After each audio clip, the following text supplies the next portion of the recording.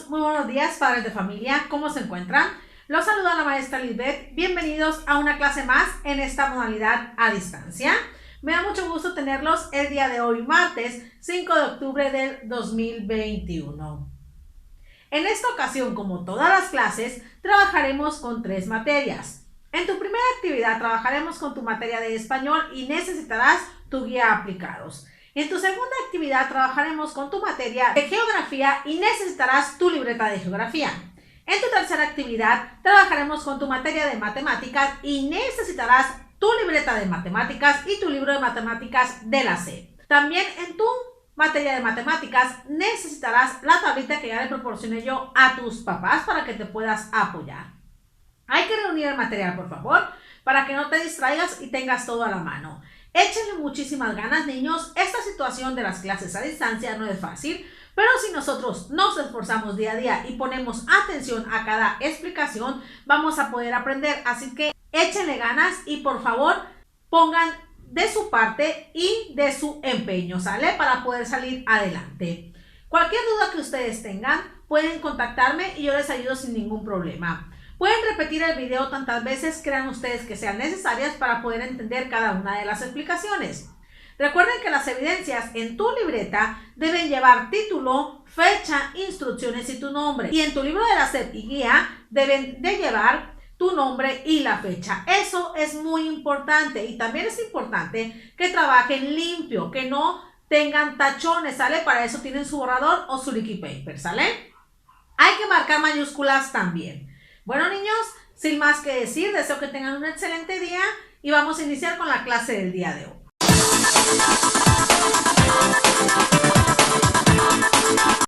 En esta primera actividad, niños, trabajaremos con tu materia de español con el tema biografía y autobiografía. Hay que estar concentrados, por favor, para escuchar esta explicación. Antes de iniciar con la clase, quisiera preguntarte, ¿qué diferencia hay entre una biografía y una autobiografía? ¿Qué palabras utilizas cuando vas a describir a alguien? Tanto sus virtudes, defectos, estudios, etc. Excelente, niños, pónganse cómodos porque vamos a iniciar con la explicación.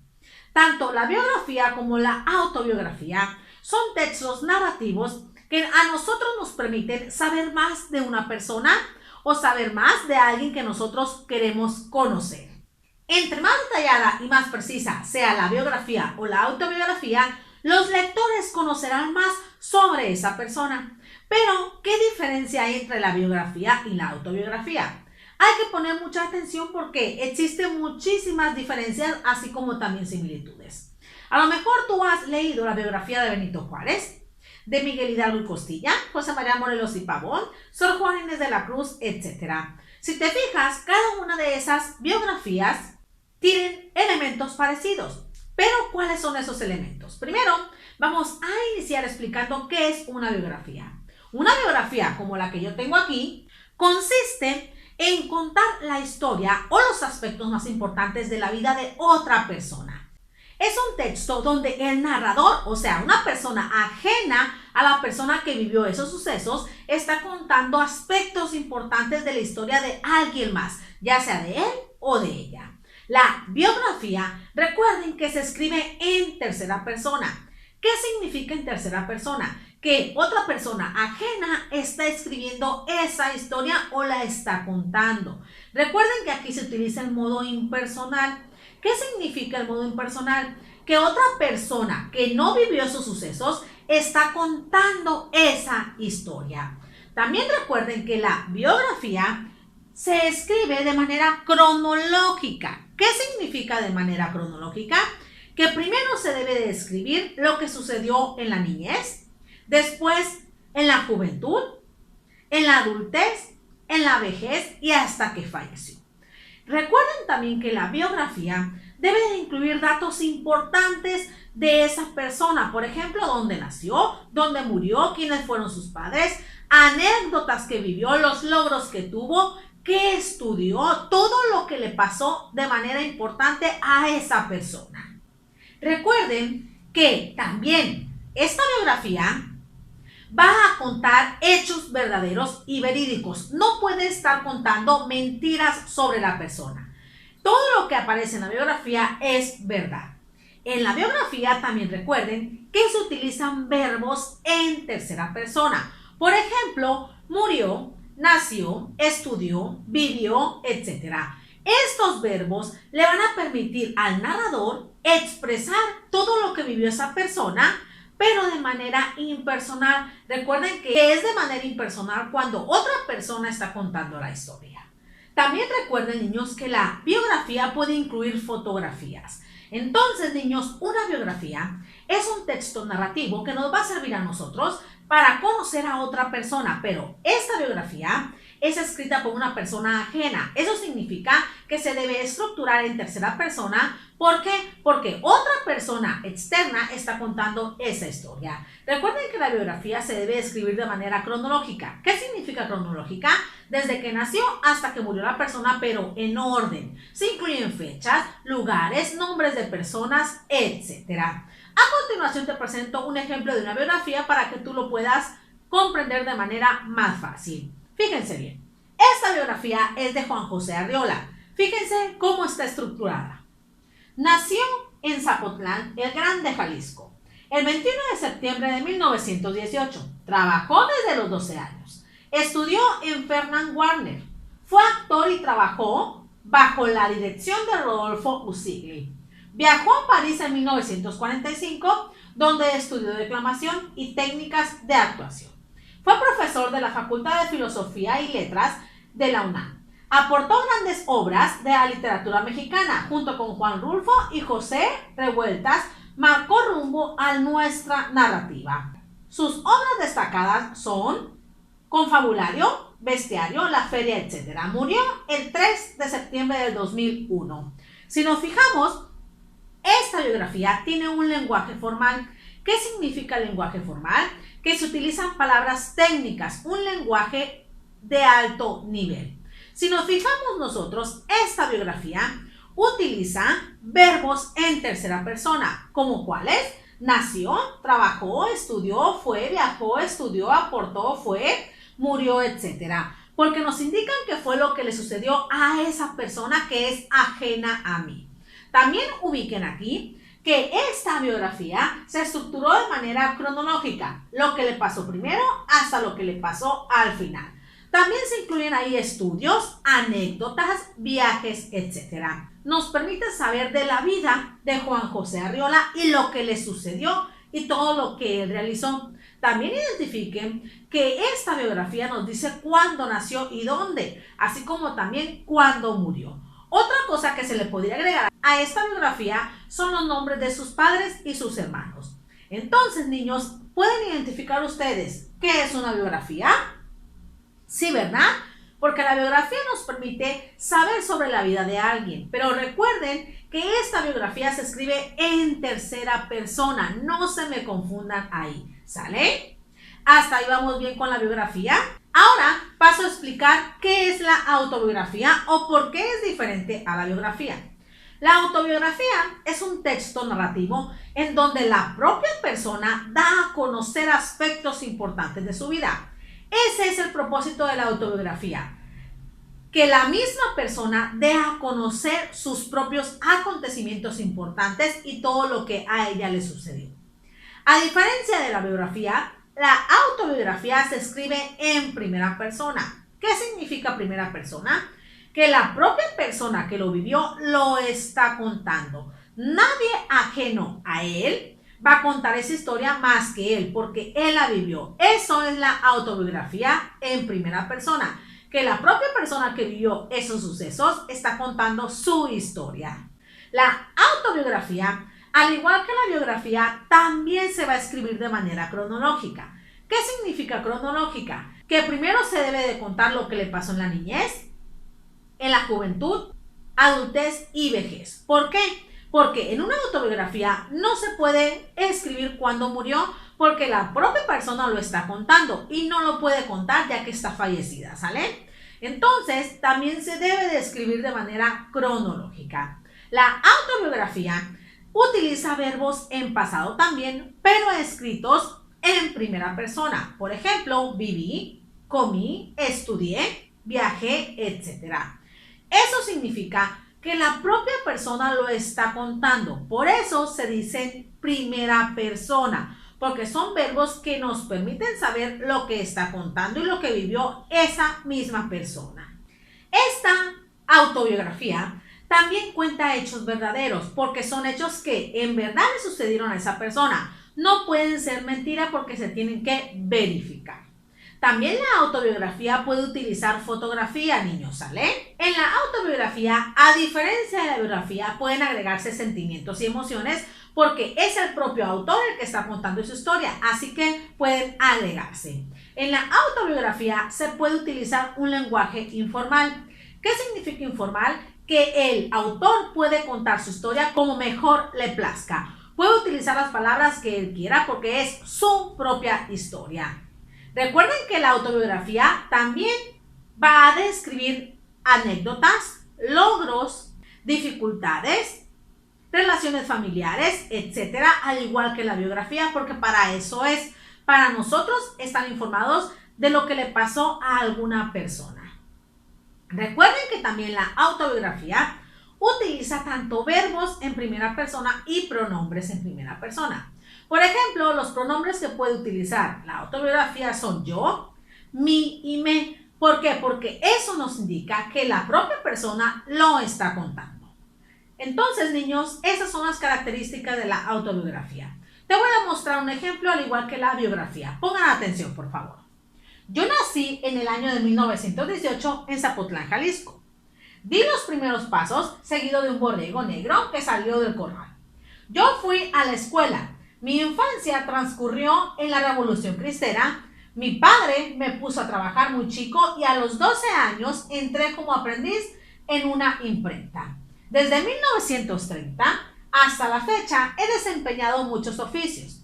Lovis Jouvet me llevó a París hace 25 años. Ahí conocí la comedia francesa. Después pasé a figurar entre los autores con varia intención que apareció en Tezontle en 1949. Si nos fijamos, aquí se utilizan verbos pero en primera persona. Por ejemplo, nací, fui, me puso, he desempeñado, conocí, pasé, etc. Si nos fijamos, son en primera persona porque la propia persona está diciendo lo que le sucedió. Algunos pronombres que aquí se utilizan son yo, mi y me. Como les dije anteriormente, ¿sale?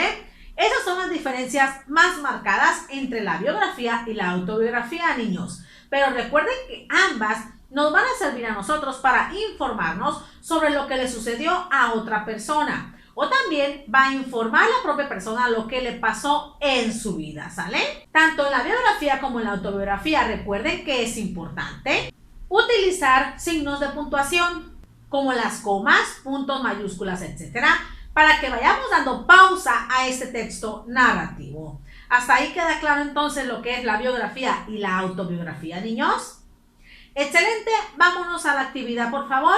Se van a ubicar en su guía aplicados en la página 14. En el punto número 1 van a encerrar el texto que les ofrezca información sobre las características del personaje. En el punto número 2 van a leer el texto y van a completar la tabla con la información del texto, ¿sale? ¿Queda claro entonces hasta ahí la actividad que van a realizar? Excelente, niños. Tómense todo el tiempo que ustedes requieran para finalizar esta actividad y una vez terminada pasaremos a la actividad número 2.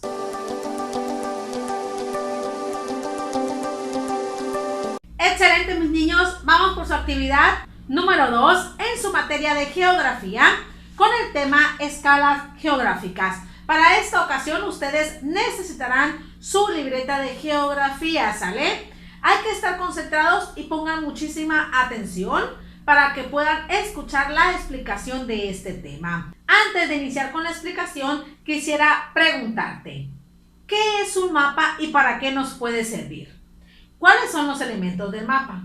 ¿Para qué nos puede servir una escala geográfica en el mapa? Excelente, niños, vamos a iniciar. Primero, explicaré qué es un mapa. Un mapa es una imagen reducida de la Tierra. El mapa nos va a permitir a nosotros estudiar lugares, países, continentes, relieves, climas, regiones, etc. Entonces, niños, el mapa siempre va a tener una imagen reducida de la Tierra, ya sea de países, continentes, municipios, estados, etc. El mapa tiene varios elementos. El primero de ellos es el título. También tiene la rosa de los vientos, simbología, coordenadas geográficas y escala. En este momento nosotros vamos a estudiar las escalas. Pero, ¿qué son las escalas? Las escalas nos van a permitir a nosotros identificar cuántas veces se redujo ese mapa o esa imagen que se está presentando en ese mapa. No se les olvide. La escala nos va a servir a nosotros para identificar qué tanto se redujo ese mapa o qué tantas veces se redujo ese mapa. Pero existen varios tipos de escala. Uno de ellos es la escala numérica. ¿En qué consiste la escala numérica? Esta nos va a decir qué tantas veces se redujo ese lugar o ese objeto, pero va a ser representada por números. Y la mayoría de las veces va a registrar centímetros, ¿sale? No se les olvide. La escala numérica nos va a ayudar a identificar qué tantas veces se redujo el mapa, pero va a estar representada por solamente números y casi siempre va a representar centímetros. La escala gráfica también nos va a permitir a nosotros identificar qué tantas veces se redujo ese lugar o ese objeto representado en el mapa.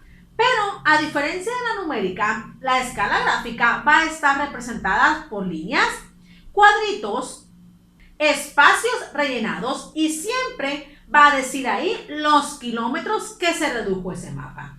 Entonces no se les olvide, niños, la diferencia entre la escala numérica y la gráfica. La numérica va a estar representada por números y la gráfica va a estar representada por figuritas, líneas, espacios rellenados. Y la numérica siempre nos va a decir los centímetros y la gráfica los kilómetros. Pero también en el mapa existe una escala chica y una escala grande. ¿En qué consisten estas escalas? La escala chica nos va a permitir a nosotros ver ese lugar representado, pero de manera muy chiquita. Entonces, la escala chica nos va a mostrar un lugar bien reducido y lo vamos a ver con poco detalle. ¿Por qué? Porque nos va a representar un lugar, pero de manera chiquitita y casi no vamos a poder observar los detalles a gran escala, ¿sale? En las escalas chicas nos representan superficies grandes. Por ejemplo, si una escala es chica, podemos observar todo el mundo. ¿Por qué? Porque lo observaremos de manera pequeña, ¿sale? No se me confundan. La escala chica nos va a permitir a nosotros ver superficies grandes, pero de manera bien reducida. Entonces no lo podemos ver de manera detallada. A diferencia de la escala chica, la escala grande nos va a permitir ver superficies de manera detallada. ¿Por qué? Porque la vamos a ver más cerquita. Por eso se le conoce escala grande. ¿Por qué? Porque los países, los municipios o cualquier lugar lo vamos a ver de manera cerca y con más detalle, ¿sale? No se les olvide. Habrá algunos mapas, niños, que contengan tanto escalas gráficas como numéricas, pero hay mapas que solamente tienen una sola escala, ya sea la numérica o la gráfica. También eso ténganlo muy presente, que en algunas ocasiones ese mapa tendrá las dos escalas juntas, tanto numérica y gráfica, pero en algunas otras ocasiones solamente será una la que ustedes van a observar. ¿Hasta ahí vamos bien? Excelente. Bueno, para el estudio del espacio gráfico, la geografía utiliza distintos tipos de escalas. Ustedes se preguntarán qué es el espacio geográfico. El espacio geográfico es todo lo que nos rodea, ya sea naturaleza, relieves, el clima, los países, continentes, etc. Todo eso es el espacio geográfico. Entonces, la geografía, para estudiar todos esos espacios geográficos, utiliza diferentes escalas de análisis. En esta ocasión tenemos 5 escalas de análisis que pueden utilizar en la geografía para poder estudiar el espacio geográfico de la Tierra. Entre ellas están la escala mundial, continental, nacional, estatal y municipal. Ustedes se preguntarán en qué consiste cada una de ellas. Pongan mucha atención para que la puedan identificar. Aquí les va a estar apareciendo imágenes de estas escalas para que les quede más claro, ¿sale? Primero empezar a explicar qué es la escala mundial. La escala mundial nos va a proporcionar a nosotros información de todos los continentes juntos, o sea, de toda la Tierra, de todo el mundo. Esta escala mundial nos va a servir para estudiar los relieves, los países componentes y todo el planeta. ¿Por qué? Porque la escala mundial nosotros vamos a poder observar todo el mundo entero y vamos a poder estudiar todos los aspectos, tanto culturales como naturales, que tengan que ver con el mundo. Entonces, en la escala mundial van a aparecer todos los continentes, todos, y todos los aspectos que tengan que ver con el planeta Tierra. Por ejemplo, continentes, océanos, mares, todo lo que aparezca, relieves, etc. Esta escala mundial nos va a permitir a nosotros observar todo lo que veamos en el mundo entero. ¿Hasta ahí vamos bien? Después viene la escala continental. ¿En qué consiste la escala continental? Esta nos va a permitir estudiar un continente, ya sea América, Asia, Europa, Oceanía, la Antártida o África. Pero por eso se llama continental, porque nos va a permitir estudiar solamente un continente, pero de ese continente vamos a poder estudiar ríos, montañas, relieves, mares que conforman a ese continente, todos los lugares que tengan que ver con ese continente.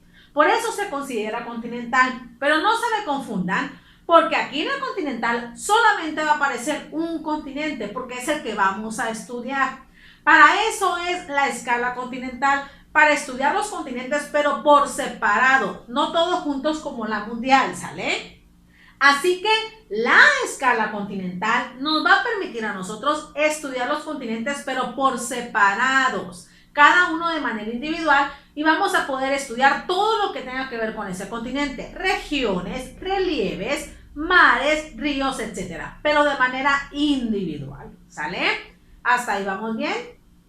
Siguiendo con las escalas de análisis, tenemos las nacionales. Las nacionales se refieren a la de los países.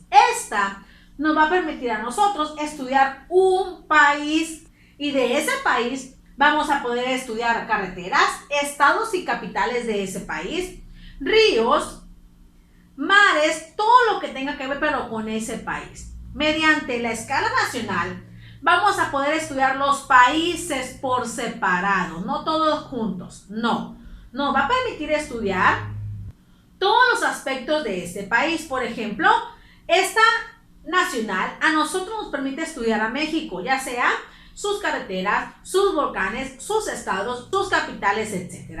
Entonces, niños, la escala nacional se refiere a que nos va a dejar estudiar los países, pero por separado, individuales. Y nos va a permitir identificar relieves, climas, montañas, etcétera, de un solo país.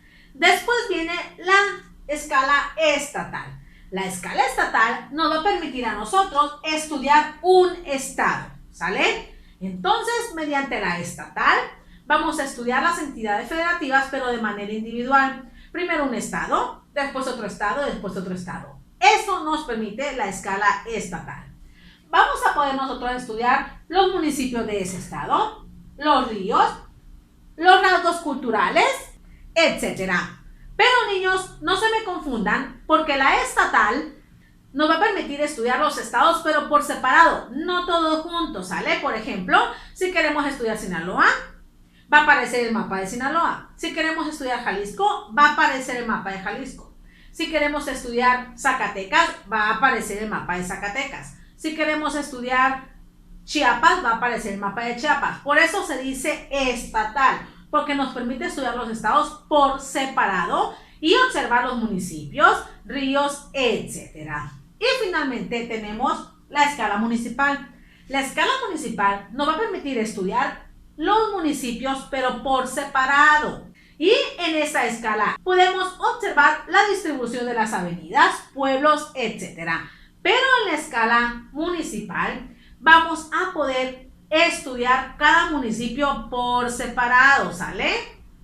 Como por ejemplo aquí en Sinaloa, una escala municipal sería la del municipio de Mazatlán, que nos va a permitir estudiar todo lo que tenga que ver con Mazatlán, avenidas, calles, etc. Otra escala municipal sería la de Culiacán. ¿Por qué? Porque cada municipio tiene su propia escala, ¿sale? Porque tiene diferente territorio. ¿Hasta ahí vamos bien, niños? Entonces, esas son las 5 escalas de análisis que se utilizan en la geografía para estudiar el espacio geográfico. Recuerden que la mundial nos permite estudiar el mundo completo. La continental nos permite estudiar cada continente por separado, por ejemplo, todo lo que tenga que ver con América, todo lo que tenga que ver con África, pero por separado, ¿sale? La nacional nos permite estudiar los países por separado, por ejemplo, si quieres estudiar México, te va a aparecer el mapa de México. Si quieres estudiar Brasil, te va a aparecer el mapa de Brasil. ¿Por qué? Porque es una escala nacional.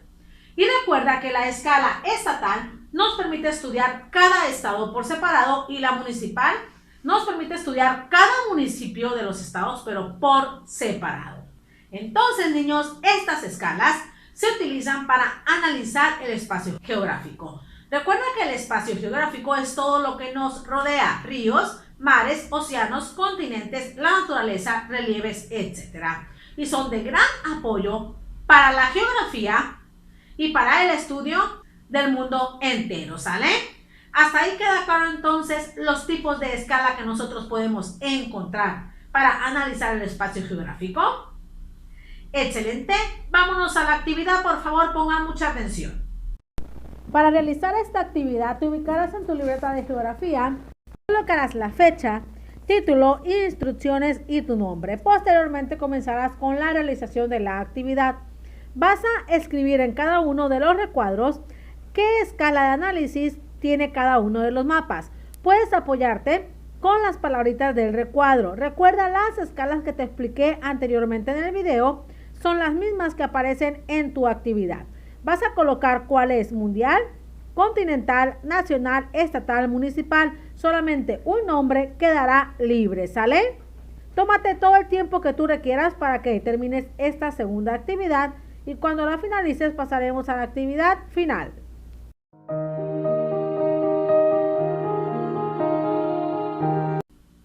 Excelente, niños, vamos a iniciar con su actividad final en su materia de matemáticas con el tema lectura, escritura y comparación de números decimales. Para esta actividad ustedes van a necesitar 3 cosas: su tablita que ya les proporciona a sus papás, su libreta de matemáticas y su libro de matemáticas de la SEP. Así que las 3 cosas tenganla a la mano, por favor. Antes de iniciar con esta actividad quisiera realizarte algunas preguntas. ¿Qué diferencia hay entre los números naturales y números decimales? ¿Cuándo podemos utilizar los números decimales? ¿En verdad son importantes identificarlos? Excelente, pónganse cómodos porque vamos a iniciar. Los números decimales son representaciones de números no enteros. ¿Eso qué quiere decir? Que tienen una parte entera y una parte decimal, las cuales van a estar separadas por un punto decimal. A los números decimales se les da el nombre dependiendo en la ubicación que se encuentre el último número. Los números decimales nosotros los podemos utilizar en nuestra vida diaria. Cuando nos tomamos la temperatura, cuando medimos nuestra estatura, cuando nos pesamos e incluso cuando vamos a hacer alguna receta. ¿Por qué? Porque en algunas ocasiones te piden medidas de esos ingredientes con punto decimal. Así que los puntos decimales son importantes para nuestra vida diaria, por eso es importante que los estudiemos. Los nombres de estos números decimales se obtienen dividiendo la unidad entre 10, 100, 1000, 10.000, etc. En esta ocasión tenemos a los décimos, centésimos, milésimos, 10 milésimos, etc. Pero ustedes se cuestionarán, ¿cómo voy a saber yo cómo se llama o cómo se escribe ese número decimal? Para eso tú tienes una tablita en la cual te puedes apoyar para encontrar tanto la cantidad como el nombre de ese número decimal, ¿sale? Pon muchísima atención. Primero vamos a trabajar con la escritura de estos números decimales. ¿Cómo le podemos hacer para darle nombre o para escribir cómo se llaman? Fíjense bien. Ustedes con la tablita apóyense para que les quede más claro. Si a ti te muestran un número decimal, lo primero que debes hacer es colocar el punto donde debe de ir según la tablita, ¿sale? Una vez que tengamos ya colocado el punto decimal, vamos a acomodar primero la parte entera y posteriormente la parte decimal. ¿Y cuál es la parte entera? La parte entera es la que está antes del punto decimal. Y aquí tenemos este número. Entonces, niños, le vamos a colocar en las unidades, decenas, centenas y unidades de millar. Porque hay que recordar que la parte entera se refiere a las unidades, decenas, centenas, unidades de millar, decenas de millar, etc. ¿Por qué? Porque está antes del punto decimal. Una vez que ya tengas acomodada la parte entera, ahora sí acomodamos la parte decimal. ¿Y cuál es la parte decimal? La que se encuentra después del punto. Entonces, la vamos a acomodar así como nosotros lo observemos. Cuando ya tengamos acomodado el número decimal en su tablita, ahora sí vamos a poder escribir su nombre. Pero ustedes se preguntarán cómo vamos a empezar. Primero, escribiremos el número que está en la parte entera. ¿Qué número es este? 32, ¿verdad? Entonces, cuando ya lo coloquemos, enseguidita tenemos que colocar la palabra enteros, porque esto nos indica que el 32 está en la parte entera, ¿sale? Primero comenzamos desde su lado izquierdo, escribiendo el nombre del número que está en la parte entera, que es 32, seguido de la palabra enteros. Cuando ya tengamos escrito el nombre de la parte entera, ahora sí vamos a escribir la parte decimal. Primero vamos a identificar qué número tenemos aquí. ¿Qué número es este? 5, ¿verdad? Posterior a que ya escribo el número, vamos a ver en qué casilla se ubica este número decimal, ya sea en décimos, centésimos o milésimos. Porque dependiendo la ubicación del último número, es el nombre que se le va a dar a este número decimal. Por ejemplo, si el 5 cayó en centésimos, quiere decir que al final este número tiene que llevar la palabra centésimos. Y así vamos a escribir nosotros el nombre de los números decimales. Recuerda que primero acomodamos el número en la tablita, posteriormente ubicamos el número que está en la parte entera y lo colocamos aquí y colocamos el nombre enteros. Posteriormente ubicamos el número que se encuentra en la parte de decimales y colocamos aquí, seguido de la palabra donde se ubica el último numerito. Este 5 se ubica en la palabra centésimos, por lo tanto, la terminación debe de ir centésimos. Vamos con el siguiente ejemplo. Tenemos este numerito aquí. Lo primero que vamos a realizar nosotros es colocar el punto decimal. Después vamos a colocar la parte entera. Aquí nos damos cuenta que no hay parte entera, colocamos el 0. Y finalmente vamos a ubicar la parte decimal, que es 5. Cuando ya tengas acomodado el numerito en tu tablita, ahora sí, vamos a escribir su nombre. Como no hay parte entera, podemos escribir también 0 enteros. Y cuando ya tengas escrito 0 enteros, ahora sí vamos a identificar qué número es el que está en la parte decimal. Está el 5.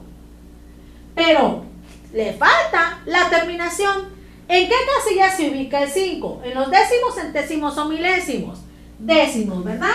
Entonces, la terminación debe de ser décimos. ¿Por qué? Porque el último numerito se ubica en la casilla décimos. Otra forma que nosotros podemos hacer para escribir este número puede ser de la siguiente manera. 5 décimos. ¿Por qué? Porque esto nos indica que no hay parte entera. Entonces, en lugar de poner 0 enteros, podemos colocar directamente 5 décimos. ¿Por qué? Porque no hay parte entera. Recuerda que la terminación al nombre de los números decimales se da dependiendo la ubicación del último número. Si el número se ubica en milésimos, la terminación debe de ser milésimos. Si se ubica en centésimos, la terminación debe de ser centésimos. Si se ubica en décimos, la terminación debe de ser décimos, ¿sale? Y cuando no haya parte entera, podemos escribir 0 enteros o simplemente nada más el número decimal. ¿Hasta ahí queda claro entonces cómo podemos escribir el nombre de los números decimales? Excelente. Ahora te paso a explicar cómo poder identificar la cifra de ese número decimal si solo cuento con su nombre. Para esto, tú debes de tener tu tablita en la mano para que no se te complique, ¿sale? Cuando ustedes tengan solamente el nombre, ¿Cómo le pueden hacer para identificar a qué cifra se refiere? Lo primero es identificar las palabras claves, las cuales son enteros o la palabra décimos, centésimos y milésimos, ¿sale? Vamos con el primer ejemplo. Dice aquí, 3 enteros, 4 milésimos. Entonces vamos a subrayar las palabras claves y una vez que ya las tengas identificadas, vamos a colocar los números que le corresponde a cada uno de estos nombres, pero en su tablita. Fíjense bien, vamos a ubicar primero el número que está antes de la palabra enteros. Dice que tenemos el número 3, quiere decir que ese numerito lo vamos a ubicar en la parte de los enteros. ¿Por qué? Porque esta palabrita nos indica que pertenece a la parte entera. Entonces lo vamos a colocar en las unidades. Después de colocar la parte entera, colocamos el punto decimal, ¿sale? Una vez que tengas colocado el punto decimal, ahora sí vamos a identificar el nombre que tenemos antes de la palabra clave milésimos o centésimos o décimos, ¿sale? Y dice aquí que es 4. Pero ese 4, ¿dónde se debe de ubicar? En la casilla de los milésimos, ¿verdad? Vamos a ubicar donde dice milésimos y ahí vamos a poner ¿qué número? El 4. Pero como observamos, hay 2 huecos aquí. ¿Qué número voy a agregar yo para completar este número decimal? 0, ¿verdad? ¿Por qué? Porque cuando no haya décimos, pero sí centésimos y milésimos, debemos agregar el 0 para que el número esté completo. Si no, el número va a estar de manera errónea, incorrecta. Por eso, si nosotros decimos milésimos y no hay centésimos ni décimos, debemos de poner 2 ceros para completar el número. Entonces, niños, este número, 3 enteros, 4 milésimos, se escribe de la siguiente manera. 3.004. ¿Por qué? Porque nos está diciendo que tiene 3 en la parte entera y 4 milésimos en la parte decimal, ¿sale? Vamos a explicar otro ejemplo. ¿Qué tengo que hacer yo cuando tengo nada más la pura letra de ese número? Primero, identificar las palabras claves, que es la palabra enteros o las palabras décimos, centésimos y milésimos. A ver, vamos. Aquí solamente hay una palabra clave, la cual es centésimos. ¿Eso qué quiere decir? Que no tenemos parte entera. Entonces, debemos de colocar el 0. Una vez que tenemos colocado el 0, colocamos el puntito decimal y vamos a identificar el número que está en la parte decimal. Si nos fijamos, la palabra clave dice centésimos. Entonces quiere decir que el último número tiene que llegar a los centésimos. ¿Pero a qué número se refiere? A ver, léanlo. 43. Quiere decir que son 43 centésimos. ¿Por qué? Porque el último número debe de llegar a los centésimos.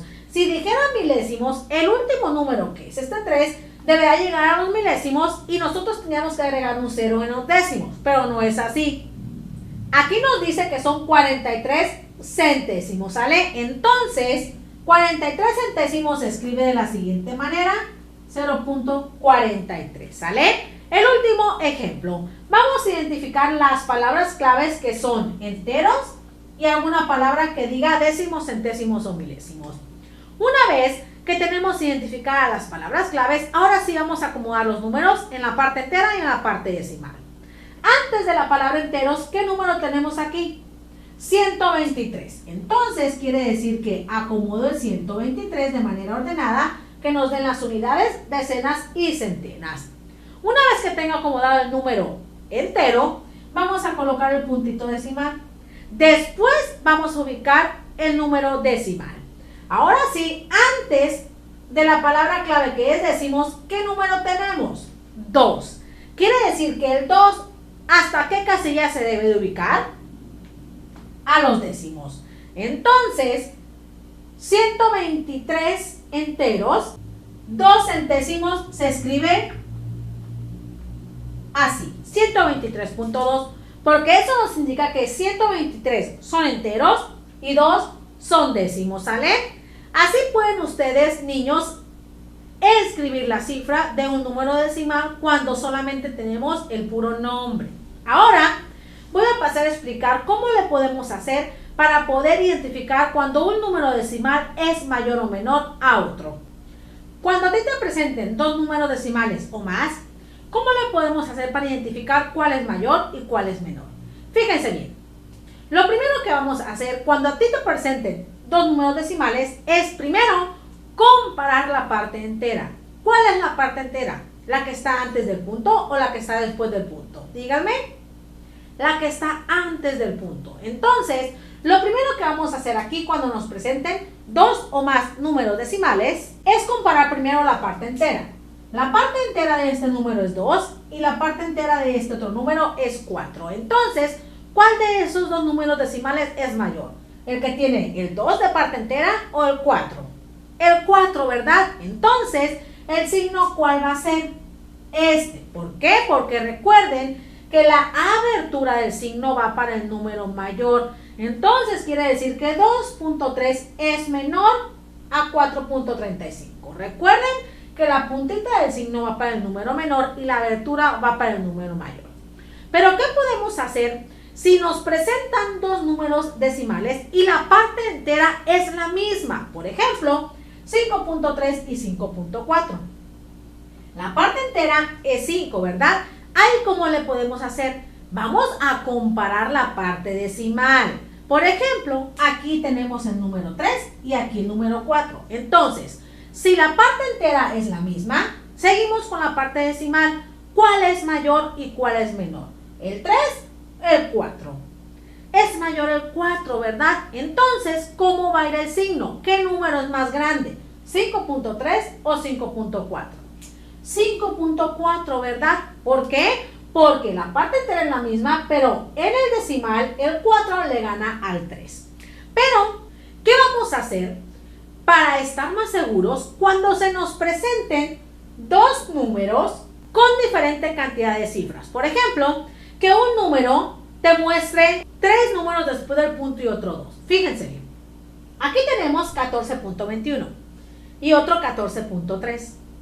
Cada uno tiene su equivalencia. Si nosotros observamos que este número, 14.21, tiene dos números después del punto, este lo podemos igualar también para que no se confunda. Podemos agregar un 0. ¿Por qué? Porque 14.3 es igual a 14.30 o 14.300. Entonces, cuando a ustedes les presenten números con distinta cantidad de cifras en cuanto a lo decimal, ustedes pueden igualarlas en la misma cantidad agregando ceros. ¿Esto para qué? Para que estén más seguros al identificar qué número es más grande. Por ejemplo, aquí tenemos el mismo número en la parte entera, ¿verdad? Ahora, vamos a comparar la parte decimal, el 2 y el 3. ¿Cuál es mayor, el 2 o el 3?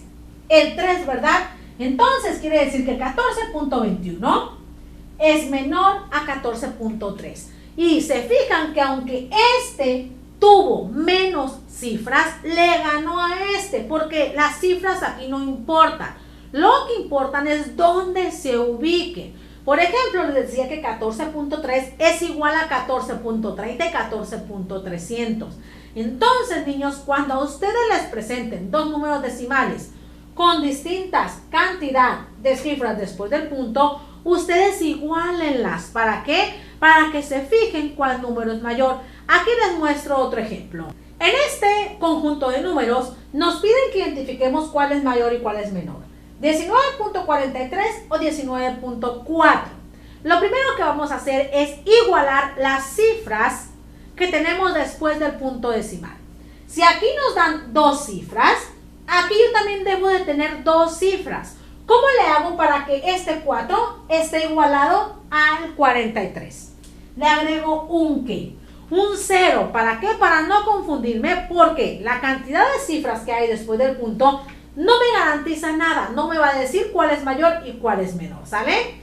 Cuando ya tengamos igualadas las cifras, ahora sí, comparamos las partes enteras y nos damos cuenta que es el mismo número. Seguimos con la parte decimal y es 4 y 4. Aún no podemos saber cuál es mayor y cuál es menor porque también el primer número después de la parte entera es el mismo. Ahora sí, seguimos con el 3 y este es el 0. A ver, ¿cuál es mayor, el 3 o el 0? El 3, ¿verdad?